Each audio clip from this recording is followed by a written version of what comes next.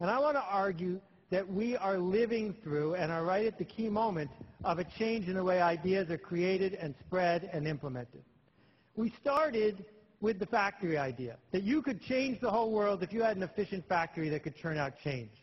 We then went to the TV idea that said if you had a big enough mouthpiece, if you could get on TV enough times, if you could buy enough ads, you could win. And now we're in this new model of leadership, where the way we make change is not by using money or power to lever a system, but by leading.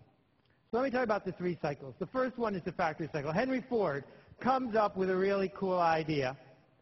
It enables him to hire men who used to get paid 50 cents a day and pay them $5 a day because he's got an efficient enough factory. Well, with that sort of advantage, you can churn out a lot of cars. You can make a lot of change. You can get roads built. You can change the fabric of an entire country.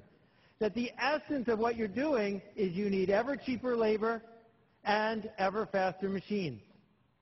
And the problem we've run into is we're running out of both, ever cheaper labor and ever faster machines.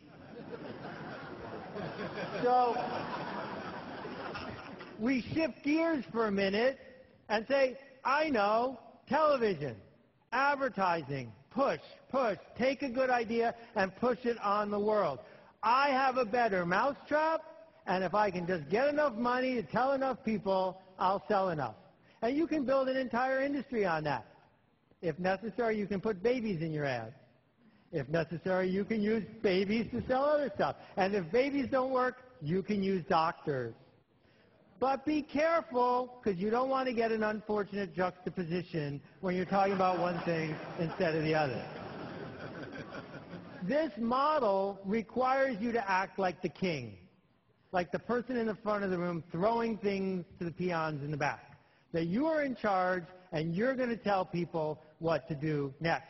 That, you know, the quick little diagram of it is you're up here and you are pushing it out to the world. This method, mass marketing, requires average ideas, because you're going to the masses, and plenty of ads.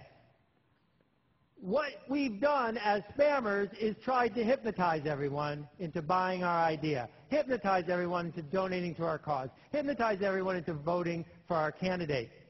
And unfortunately, it doesn't work so well anymore either. But there's good news around the corner, really good news. I call it the idea of tribes. What tribes are is a very simple concept that goes back 50,000 years. It's about leading and connecting people and ideas. And it's something that people have wanted forever. Lots of people are used to having a spiritual tribe or a church tribe, having a work tribe, having a community tribe.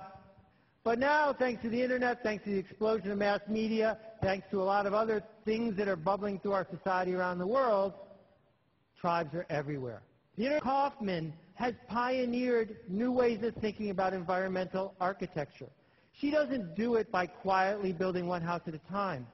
She does it by telling a story to people who want to hear it, by connecting a tribe of people who are desperate to be connected to each other, by leading a movement and making change.